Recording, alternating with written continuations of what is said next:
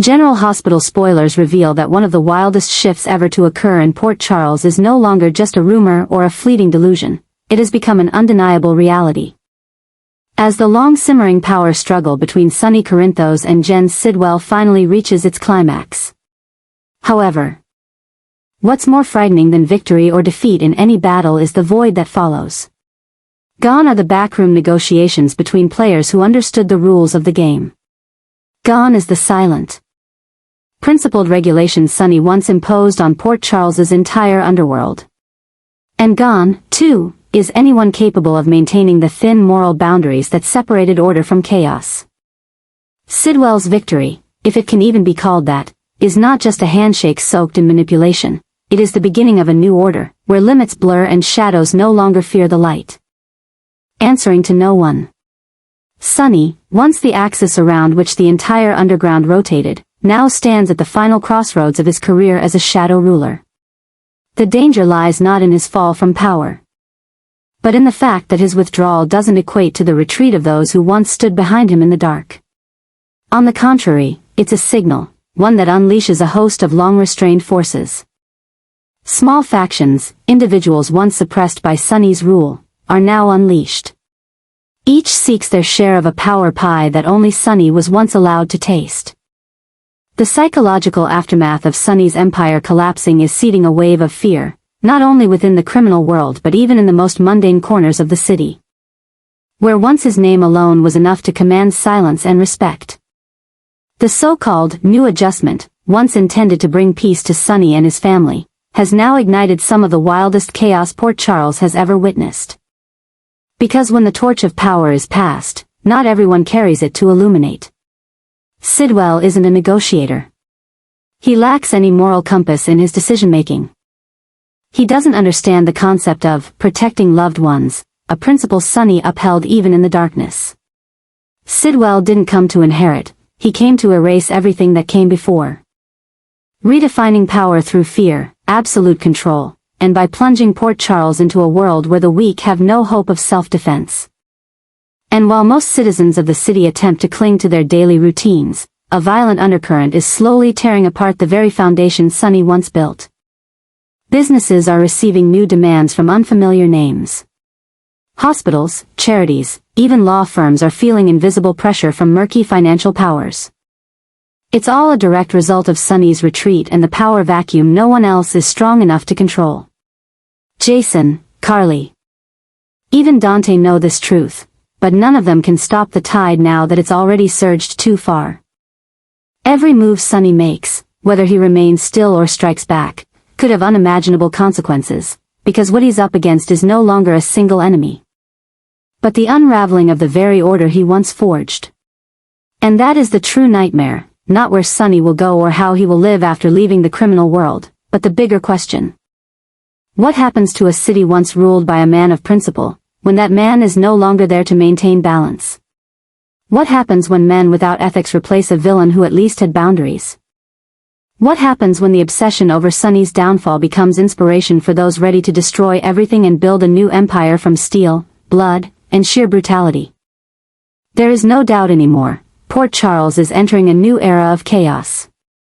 A time when Sonny's past is no longer legend but a grim reminder that sometimes controlled evil is better than unrestrained evil. And in this moment, what once seemed like a rational adjustment may very well be the spark for one of the most explosive upheavals the town has ever seen. The war may be over, but its consequences have only just begun. Sonny's story is entering uncharted territory, where his entire concept of power is being challenged, reshaped, and redefined in ways that even his closest allies couldn't foresee. After enduring chaos, betrayal, and quiet blows from both within and outside his system, Sonny is no longer the man who used gentleness and resolve to keep the underground at bay. He is no longer the one balancing evil with humanity. Instead, he is becoming the epicenter of an explosive power adjustment. A new model for how Port Charles will now be controlled, not through respect, but through unyielding strategy and pressure. This shift doesn't come from legal forces or emotional breakdowns. It's the result of a long string of wounds Sonny has quietly borne. From Jason's disappearance, Michael's distance, Carly's coldness. to even Willow's betrayal by siding with Drew and the factions trying to restructure the underworld he once ruled. Sonny didn't explode in anger, nor did he complain. He calculated. He watched. And then he began planning a rebuild no one expected. One of the clearest signs of this explosive shift is that Sonny no longer acts as a protector, he acts as a conqueror, a rule-setter. Anyone who doesn't comply must pay the price. Sidwell's loyalists, who believed Sonny was weakened, are now being quietly and thoroughly eliminated. Diplomatic ties once held together by trust and honor are now replaced by networks of finance, intel, and intimidation. Sonny isn't just reclaiming his position, he's turning everything around him into an extension of his will. Every action he takes now is part of a comprehensive control system, emotionless, flawless, and strong enough to halt any threat of rebellion. While people think the war between Sonny and Sidwell has ended, the game has only just begun. Sidwell may have temporarily taken control, but he never had the depth to realize Sonny never leaves the board until the game is finished. Now, when things appear calm, is when Sonny's true play begins. He is silently reclaiming territory. Influence, transport routes, financial pipelines, without a single gunshot. This adjustment isn't reactionary, it's a deliberate long-term plan where Sonny won't just recover what was lost, but expand beyond past limits. And that is why Port Charles is quietly slipping into a new nightmare, one not defined by chaos, but by the chilling calm of Sonny's controlled approach. Those who thought his reign had ended are now beginning to understand that they are living in the most dangerous transitional period ever, where the man they once called finished has returned in a form far more terrifying. No more hesitation. No more doubt. Sonny is now the embodiment of pure power, reinforced by experience, pain, and an unshakable belief that only total control can restore order in a world long broken. When Dante tries to uncover the truth, he finds no clear trace. When Carly tries to reconnect, she sees in his eyes a firmness that no longer belongs to the man she once loved. If Jason were alive, he would realize that the brother he once knew has now become an unpredictable force. Even Nina, still part of Sonny's life in some way, begins to sense the emotional distance he's put between them, not out of hatred, but because Sonny has moved beyond personal attachments. He no longer lives for love. He lives for order, for principle, and for the will to dominate. Things are spiraling faster, not because Sonny causes chaos, but because his silence and absolute control have left everyone disoriented. No one knows what he'll do next. But everyone understands, nothing will ever be the same. Because now, Sonny is no longer the old guardian of Port Charles's underworld. He is the architect of its future. The one rewriting the rules. The flame consuming what remains of the old world, not through violence, but through strategy, soft coercion, and the mind behind the most formidable explosion Port Charles has ever seen. Sonny still holds power. Still stands atop the empire he spent decades building with blood, sweat, and a survival instinct unmatched by anyone in Port Charles. He remains the one who gives the orders, the shadow behind the order of the underworld, the name even the most dangerous enemies tread carefully around. But despite the fact that Sonny has not officially stepped down, a chilling truth is beginning to reveal itself. The real power he once wielded is slipping through his fingers faster than anyone could have imagined. What once made Sonny untouchable is now rotting from within. As his influence is gradually eroded by new forces, faces that don't need guns to conquer, only ruthless strategy and deadly patience, chief among them, Sidwell. Sidwell didn't come to confront. He didn't declare war like so many before who were crushed without mercy by Sonny. He came like a ghost, quietly slipping into every link of the system that Sonny is beginning to lose his grip on. And then he sat, not at the round table with the mafia bosses, but at the center of a new network, rebuilt from the remnants Sonny has left behind.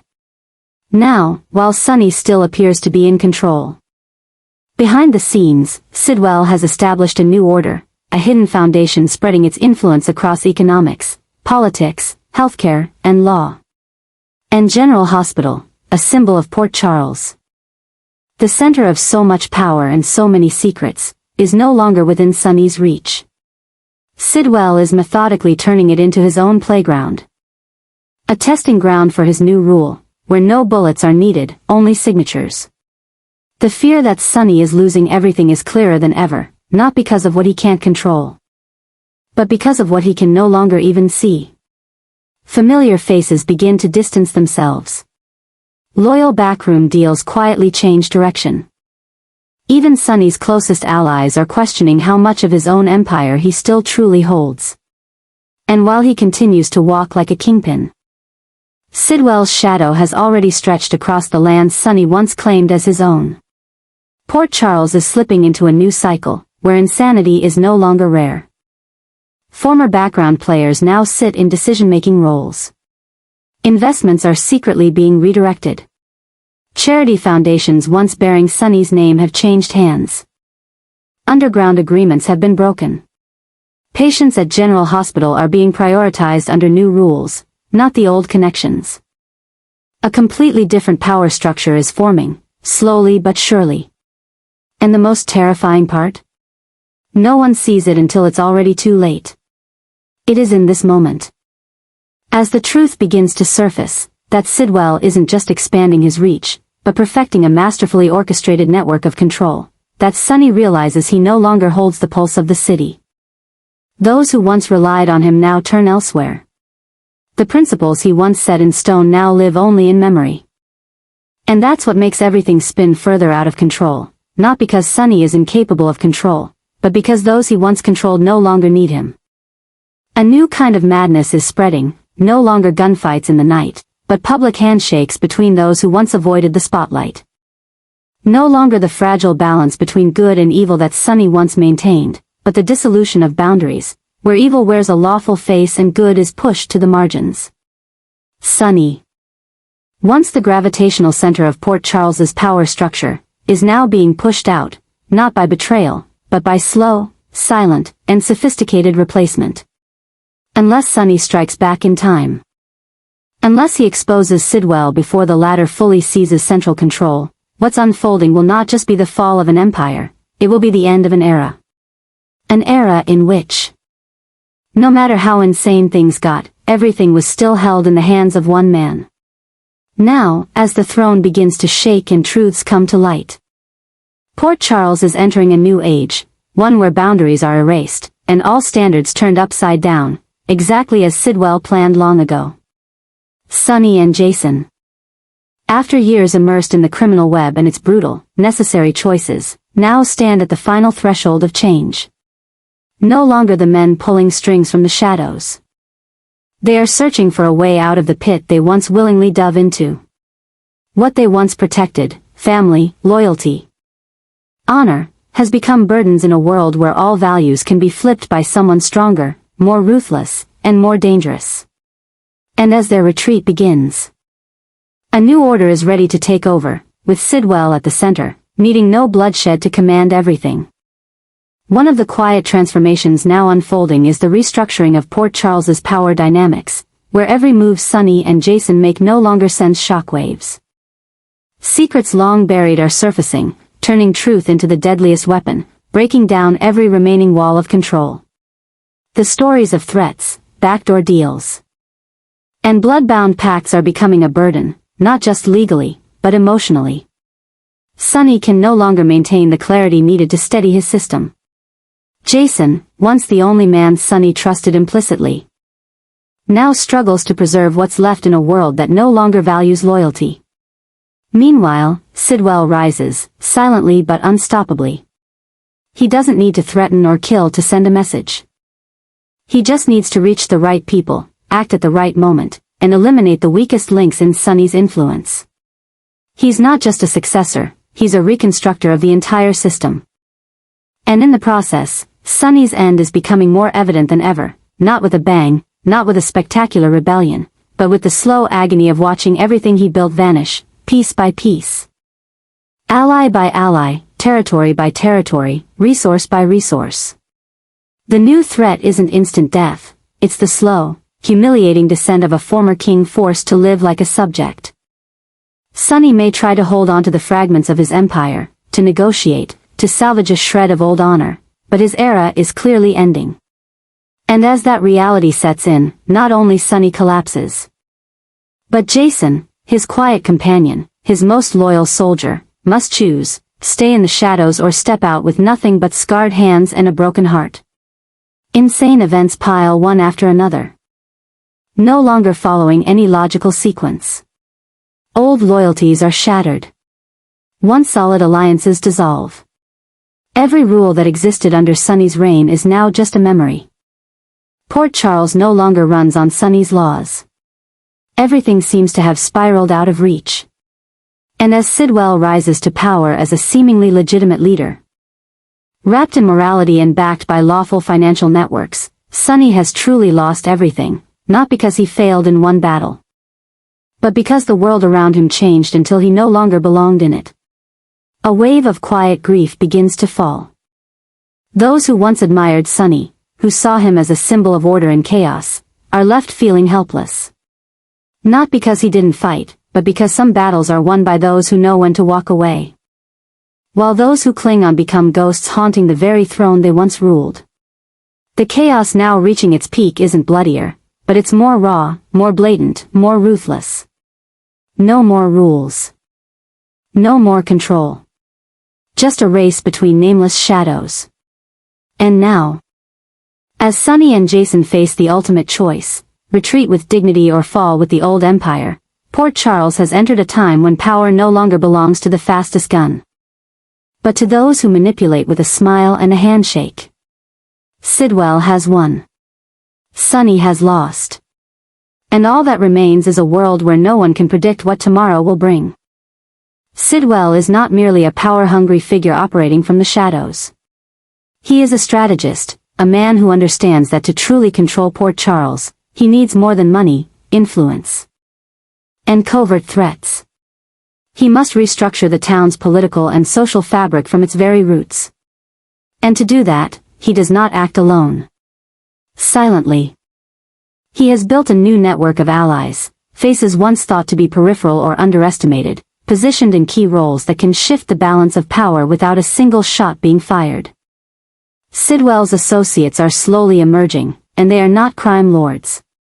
They are respected figures, people with status, credibility, and, most importantly, the ability to control public opinion and internal systems of power.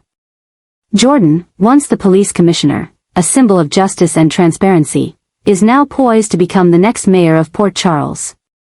It isn't a coincidence or the result of a fair election. It's the outcome of a calculated campaign behind the scenes, where Sidwell and his backers have manipulated every piece of the city's political machinery to place Jordan in a position that appears symbolic, but in reality, is the most easily controlled. Under the guise of being a public servant, Jordan will reinforce the image of a stable and democratic system, even as that system is rotting from within. And when someone like Jordan, who once stood at the edge of the moral line, is placed in a position where she can be manipulated, the entire public sector becomes defenseless. But it doesn't stop there. Tracy, a woman once driven solely by wealth, corporate influence, and ELQ shareholder meetings, is now quietly playing a pivotal role in this new network. She doesn't need to exercise visible power. All she needs is to control the financial channels, the political ties, and social influence through the boards she sits on. Sidwell doesn't need Tracy to walk beside him. He only needs her to stay exactly where she is, and nod at the right time. Her silence in this chaotic moment is not neutrality, it's tacit approval, which is far more dangerous than any public endorsement. The fact that both Jordan and Tracy, symbols from opposite ends of the power spectrum, are being drawn into Sidwell's orbit has plunged Port Charles into a state of quiet unrest. The public no longer knows who represents justice, who is pulling the strings, or who truly stands with them.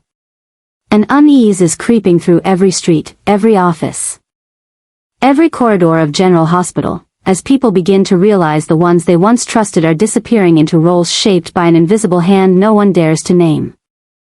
The shock doesn't lie in who is in power, but in how silently it's all unfolding. No coup. No gunfire. No protests. And yet, Port Charles is being restructured from within. Truth is being distorted through promises. Justice is being blurred by populist policies. And above all, familiar faces are becoming strangers, not because they've betrayed anyone, but because they've been so subtly manipulated that they no longer see they've crossed the line. The deepest fear now is no longer being killed, it's losing the ability to tell right from wrong, real from fake. When Jordan stands before the public, reading words written for her. When Tracy sits in ELQ boardrooms, signing off on documents drafted by unseen legal teams. When Sidwell controls the board without ever stepping into the light. Then Port Charles is no longer Port Charles.